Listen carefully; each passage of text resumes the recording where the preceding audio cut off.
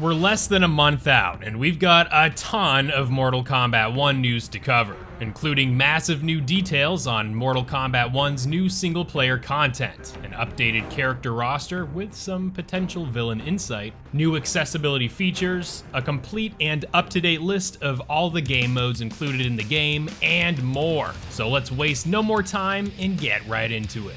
Make sure to hit the link in the description and pinned comment to enter my Mortal Kombat 1 Premium Edition giveaway if you are interested in playing the game 5 days early. More information is provided in the link. Alright, so the information we have all been waiting for, that extra single player content. We all know that MK1 will offer up a cinematic story mode like the previous trilogy spanning MK9 to MK11, but in addition to that familiar mode, we are getting a mode called Invasion Mode. While the game mode was leaked earlier this month, and I also covered it briefly in my previous video, of which you can view linked in the description, we now have a much better understanding of what Invasion Mode will entail, thanks to the recent article on the PlayStation blog website. The article, also linked in the description, describes Invasion Mode where you can explore a board game-like map, similar to something like Super Smash Bros. Ultimate's World of Light mode. This mode, however, contains light RPG mechanics to it, allowing the player to take a party of characters along the map, leveling them up, equipping them with loot that can be scavenged, and taking on hordes of enemies in battles that take place across an ever-expanding map.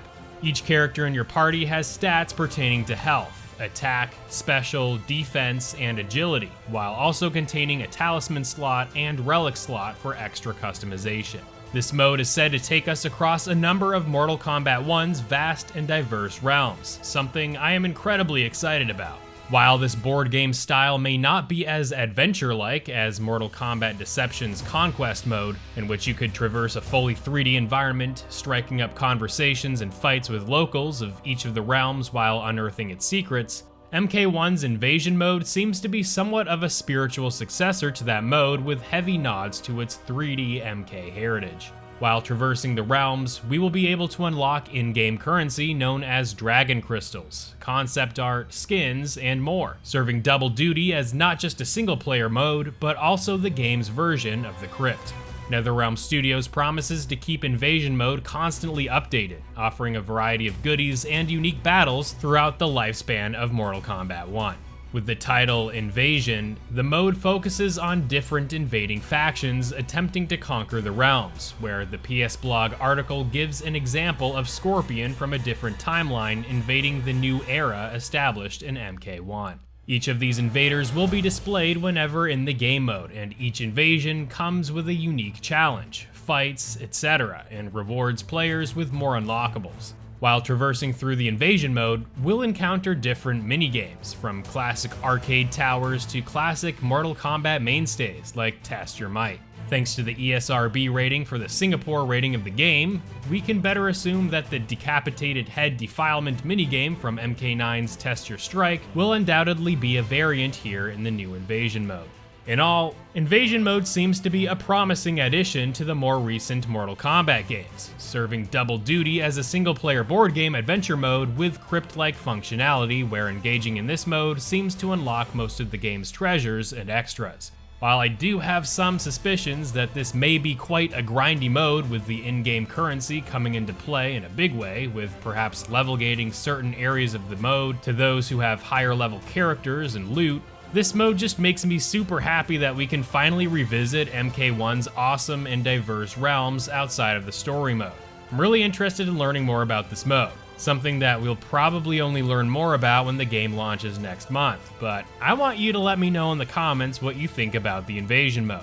Are you looking forward to playing this mode? Do you think this will be a good replacement for the Crypt? Let's discuss it all in the comments.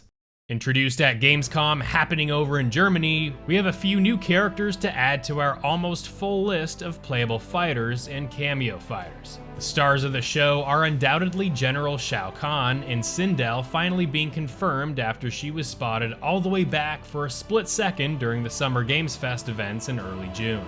General Shao is still as much of a hulking slaughterhouse as he ever was, with his attacks hitting hard and heavy with his weapons and with his fists. Sindel rounds up the new fighters confirmed to be in the main roster by retaining nearly everything she has been known for since her debut in Mortal Kombat 3, sporting her long locks of hair to twist and deform her opponents from afar or up close, in addition to her stapled petrifying scream. It's great to see her back, along with Shao Kahn, in this rebooted timeline. Speaking of great seeing back, we can't not talk about Shujinko, the protagonist of MK Deception's Conquest mode, right? His appearance takes me right back to that game during his older appearance late into that game's story mode, and his fisticuffs are on fine display here in MK1 as a cameo fighter. Rounding up the cameo fighters so far is, of course, Motaro, who was spotted behind the scenes at San Diego Comic-Con in an extended look at the Umgadi reveals. Motaro, still appearing as he did back in his debut in MK3 as a centaur, is confirmed to be the penultimate cameo fighter to appear in the base game of Mortal Kombat 1. With only one more cameo to be determined, I'd like to know from you all in the comments who you think this last edition will be. Are you happy to see Shujinko, Sindel, and Shao Kahn here in Mortal Kombat 1 as well? Let me know in the comments. We're only a few more fighters away until we have the official roster of Mortal Kombat 1. With less than a month to go, it looks like we are waiting for 3 more characters, so let's get up to speed on what the current roster is, along with the confirmed cameo fighters and the DLC fighters revealed from the Combat Pack. Starting with the main roster in alphabetical order, we have Ashura, Baraka, Garrus, Havoc, Johnny Cage, Kenshi, Kitana, Kung Lao, Li Mei, Liu Kang, Melina, Raiden, Rain, Reptile, Scorpion, Shao Kahn, Sindel, Smoke, Sub-Zero, Tanya, and Shang Tsung rounding out the 21st roster placement, even though he is a pre-order bonus fighter.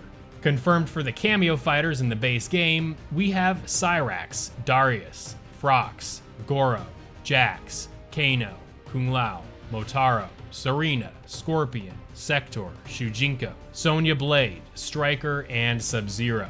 That leaves just one more fighter to be confirmed as a cameo.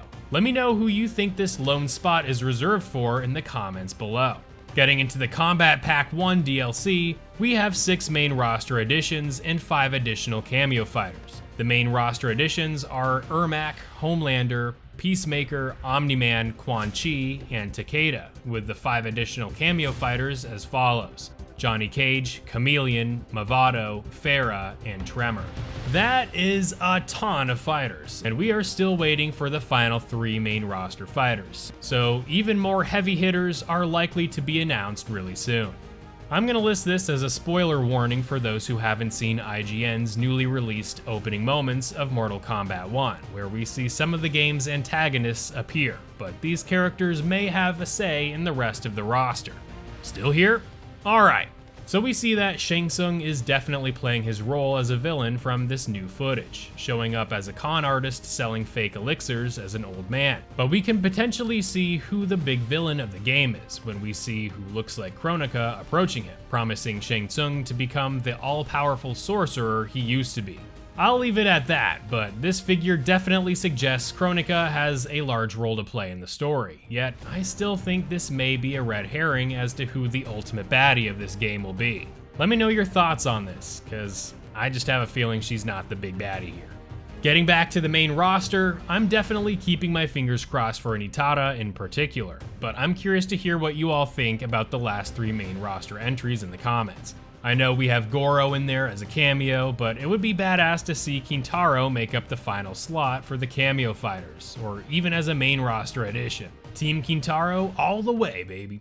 Brand new to the Mortal Kombat franchise is an accessibility feature that provides audio descriptions of the action taking place on screen, with the highlight undoubtedly being the narration of fatalities. That's right, we can have this rather unexpressive narrator explain in real time the carnage being caused during a fatality sequence. The accessibility option bringing descriptive audio to fatalities is another step forward in making games more accessible, this time to more visually impaired players, and will undoubtedly be a ton of fun to try out with all the fatalities when the game launches. Check out this one here with Li Mei's fatality as captured from the Mortal Kombat 1 pre-order beta. Li Mei punches through the victim's stomach and yanks out their guts. She clenches her fist and a purple spark of energy slithers along an intestine toward her victim. She kicks their head off and the spark explodes their severed head like a bloody firework. Fatality. Li Mei wins. Freaking fantastic, right? We don't know if NetherRealm will include other voice options for the narration, but I just hope that they stick with the uninterested documentary tone as shown in the clip. Great stuff, NetherRealm, great stuff.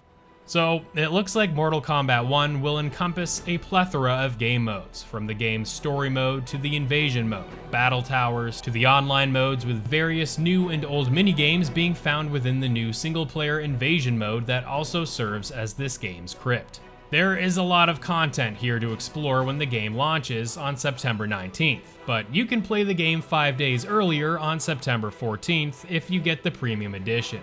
Make sure to participate in my ongoing giveaway of the MK1 Premium Edition to test your luck in getting the game for free and play early for the platform of your choice, paid for by yours truly. All details are in the pinned comment and in the link in the description.